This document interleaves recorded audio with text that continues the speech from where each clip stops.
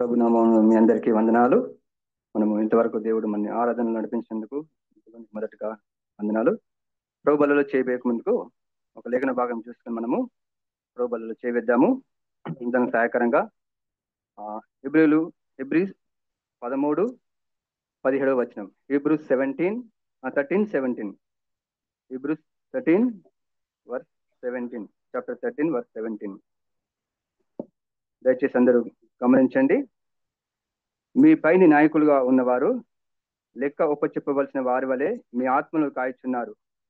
వారు దుఃఖంతో ఆ పని చేసిన ఎలా మీకు నిష్ప్రయోజనము గనుక దుఃఖంతో కాక ఆనందంతో చేయనట్లు వారి మాట విని వారికి లోబడి ఉండుడి.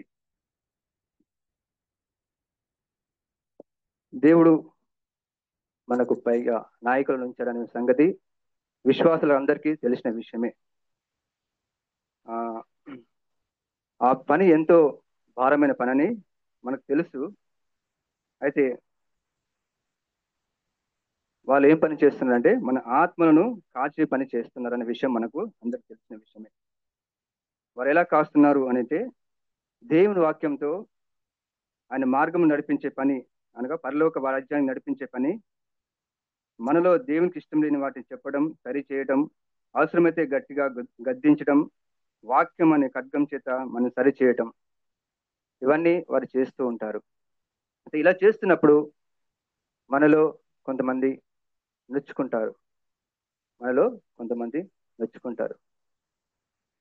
సో అందుకనే ఈ పత్రిక రాయబడినట్లుగా మన పై ఉన్న నాయకుల మాట మనం వినకపోతే మనకు మాత్రమే కాకుండా మన నాయకులున్న వారికి హృదయంలో దుఃఖం. ఎందుకంటే వారు మన ఆత్మల విషయమై దేవుని దగ్గర లెక్క అప్పచెప్పవలసిన అవసరం ఉన్నదని వారు గుర్తిరిగి మనల్ని సరి చేస్తూ ఉంటారు. మన నాయకులు మనల్ని ఎందుకు కాయుచున్నారంటే వారు మనల్ని కాయకపోతే మనం దేవుని నుండి దూరం అవుతాం. మనం దేవుని నుండి దూరం అవుతాము. గొర్రెలు కాపరి అనే కాచే గొర్రెలను దొడ్డులోకి వచ్చిన తర్వాత వాటి లెక్క చెప్పాలి.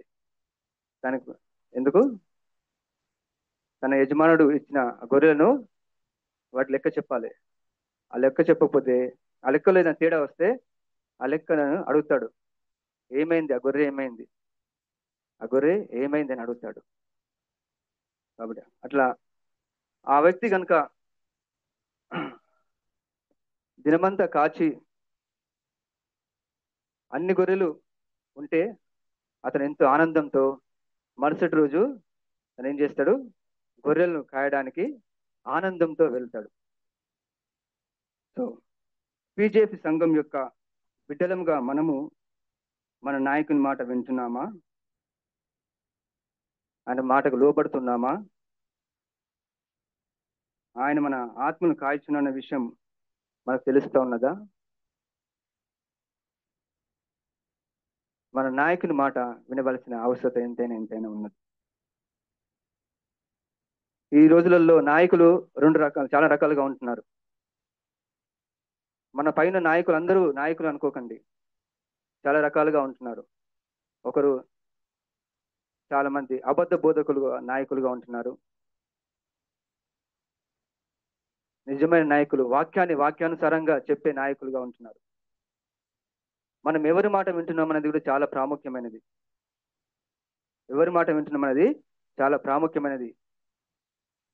అబద్ధ బోధకులు, అబద్ధ నాయకులు ఏం చెప్తారంటే వారి స్వలాభం చూసుకుంటారు. మీరు కానుక లేకపోతే మీకు ఆశీర్వాదం లేదని చెప్తారు. మీరు కానుకలు ఇస్తే మీకు దేవుడు రెండంతలుగా ఆశీర్వదిస్తారని చెప్తా ఉంటారు.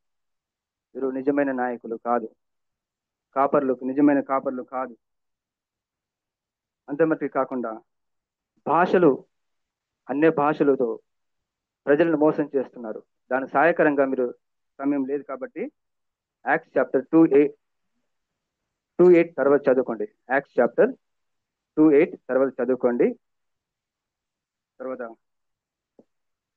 వాళ్ళు ఇంకేం చేస్తారంటే సంఘంలో అల్లరి డాన్సులు చేపిస్తూ ఉంటారు, శబ్దాలు చేపిస్తూ ఉంటారు. పరిశుద్ధాత్మ దేవుడు పేరిట ఇవన్నీ చేస్తూ ఉంటారు. అంత మటుకు కాకుండా వారి చుట్టూ బాక్సెస్ పెట్టుకుంటా ఉంటారు. వీళ్ళు నిజమైన నాయకులు కాదు, మన ఆత్మలు కాచే నాయకులు కాదు, వారిని కాచుకునే నాయకులు. సో ఈ విషయాలను మీరు జ్ఞాపకం చేసుకోండి. అంత మట్టుకే కాకుండా కొంతమంది బైబిల్ కూడా మోయడానికి వారికి పక్కన ఉంటారు, శిష్యులు ఉంటారు. వీళ్ళు నిజమైన నాయకులు కాదు. బైబిల్ మోయలేని నాయకుడు ఎలా అవుతావు? ఇది నిజమైన నాయకత్వం కాదు. అంత మట్టుకు కాకుండా తాలిబొట్టు కట్టండి, మట్టెలు పెట్టుకోండి, నల్ల పూసలు పెట్టుకోండి, ఇది భారతీయ సాంప్రదాయము అని చెప్పి మనల్ని ఏం చేస్తున్నారు? తప్పుడు మార్గం నడిపిస్తున్నారు. వీరి విషయమే జాగ్రత్త పొందాం. మరి నిజమైన నాయకులు ఎవరు అని చూసినట్లయితే వారి ఆత్మల పట్ల భారం కలుగుతుంది. మీ కానుకలు అడగరు. నిజమైన నాయకులు మీ కానుకలకు వారికి సంబంధం లేదు. ఖచ్చితంగా దేవుని వాక్యాన్ని బోధిస్తారు. నీలో ఏదైనా దేవునికి ఇష్టం లేదంటే సరిచేస్తారు. వీరు నిజమైన నాయకులు. సంఘంలో అల్లరిని ఖండిస్తారు, అల్లరిని ఒప్పుకోరు. వీరికి సెక్యూరిటీ గార్డ్స్ ఉండరు. వాళ్ళ బైబిల్ వాళ్ళే మోస్తారు. వాళ్ళ ఇంట్లో పని చేయించుకోరు.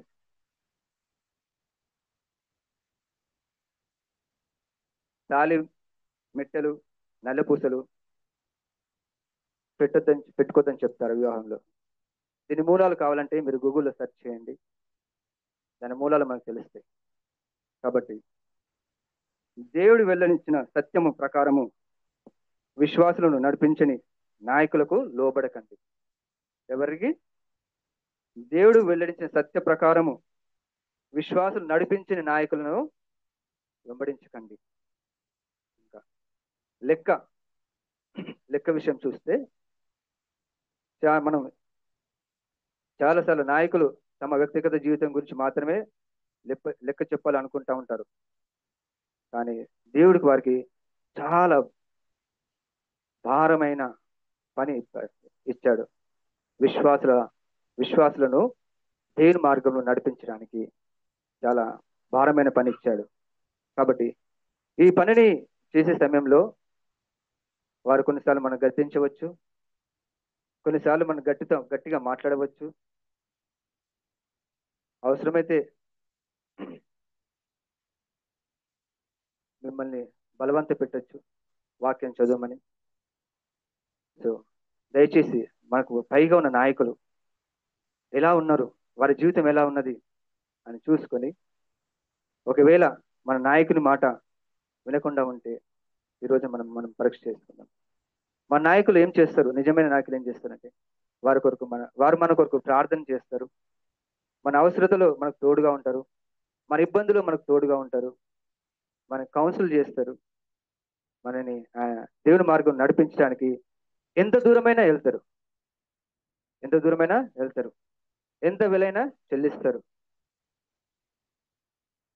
ఎంతమందికి మాట వినడం అనే విషయం వర్షిప్ మెసేజ్లో చూసాం కదా. రాహాబు మాట వింటే సరిపోతుందా? ఒక మాట అన్నారు, వేగుల వారు ఒక మాట అన్నారు, దారము కట్టమని చెప్పారు. ఒకవేళ ఆమె ఆ దారం కట్టకుండా వాళ్ళు చెప్పిన మాట విని వదిలేసి ఉంటే, విధేయత చూపించకపోతే, లోపడిపోయి ఉంటే, తన కుటుంబం కూడా ఏమైపోయేది? నాశనం అయిపోయేది. కాబట్టి మాట విందాం, విని లోబడినప్పుడు ఏమవుతుంది? రాహాబు తన కుటుంబము రక్షింపబడ్డది. అలాగే మన పైన నాయకులు మనకు చెప్పిన విషయాలను మన జీవితంలో సరి చేసుకొని, అవును నిజమే కదా, నా నాయకుడు నా ఆత్మను కాయచున్నాడు కదా, నేను ఆయన మాట వినాలి కదా, ఇది దేవుని వాక్యం సరైన విధంగా ఉన్నది కదా అని మనం పరీక్ష చేసుకొని ఆయన స్వరాన్ని విని ఆయన మాటలను వింటే ఏమవుతావు? మనకు పరిచర్య చేయించిన, మన ఆత్మలో కాయించిన నాయకులు దుఃఖంతో కాకుండా ఆనందంతో చేస్తారు.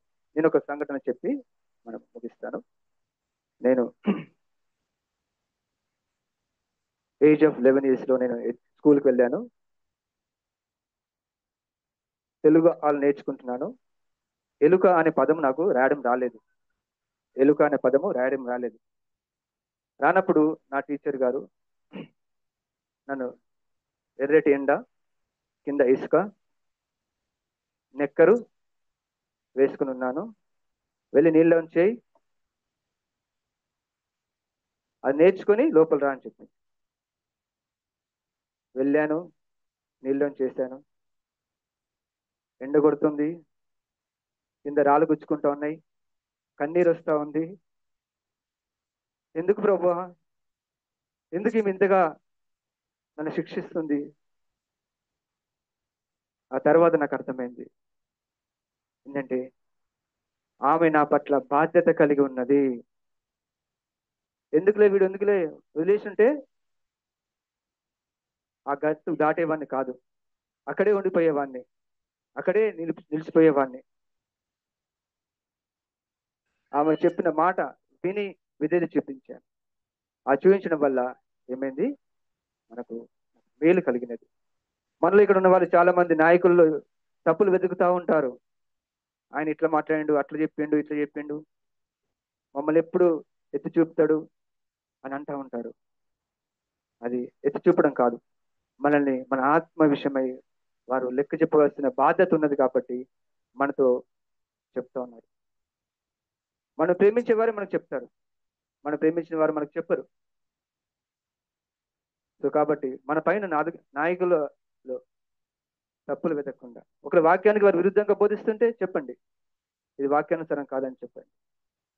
సో కాబట్టి ఒకసారి మనము నాయకులుగా ఉండాలనే నాయకులు మనము ఎదిరిస్తూ ఉంటాం కదా, ఎత్తి చూపుతూ ఉంటాం కదా, ఆయన స్థానంలో మనం విరచి ఉండండి. అప్పుడు తెలుస్తుంది ఆ భారం ఎంత, ఆ పని ఎంత భారమైనదో తెలుస్తుంది. ఎత్తి చూపడం చాలా ఈజీ, కాబట్టి దీన్ని గమనించండి. పిల్లలు, యవనస్తులు, పెద్దలు, వృద్ధులు, దయచేసి మీరు ఒక విషయం తెలుసుకోండి. మీ ఆత్మలు కాయచున్న మీ నాయకులను, మీ తల్లిదండ్రులను మాట వినండి. పిల్లలు అనుకుంటా ఉంటారు, ఎప్పుడు మా మమ్మీ డాడీ ఎప్పుడు మమ్మల్ని ఆ సరి చేస్తూ ఉంటారు, వీళ్ళకి పని పాట లేదా అని అనుకుంటూ ఉండొచ్చు. గుర్తుపెట్టుకోండి, వారు మిమ్మల్ని కాస్తా ఉన్నారు. Children, listen, your parents are, your Sunday school teacher is take మిమ్మల్ని, taking care of you. Listen to what they say, listen to what they say, obey it. One day will be blessed. ఈరోజు నువ్వు మాట విని విధేయత చూపితే, లోబడితే, ఒక రోజున నువ్వు ఆత్మీయంగా ఎంతో బలపడతావు. నువ్వు మాత్రమే కాకుండా నిన్ను నడిపించే నాయకుడు దుఃఖంతో కాకుండా ఆనందంతో మీ ఆత్మల పట్ల ఇంకా ఇంకా బలంగా పనిచేస్తాడు. కాబట్టి ఈ విషయంలో మనం ఎక్కడైనా మన నాయకులకి, మన ప్రభు అయిన యేసుక్రీస్తుకి ఎక్కడైనా ఇంకా దుఃఖం కలిగించే విధమైన జీవితం మనలో ఏదైనా ఉంటే, లోబడి జీవితం ఉంటే, మాట వినే స్వభావం ఉంటే, మనల్ని మనము ప్రభు దగ్గర ఒప్పుకొని ప్రభుని క్షమాపణ అడిగి, మన నాయకుల పట్ల తప్పుగా మాట్లాడి ఉంటే, తప్పుగా ప్రవర్తించి ఉంటే, ప్రభు నన్ను క్షమించు, నన్ను క్షమించు అని అడిగి బలులు చేవేద్దాం.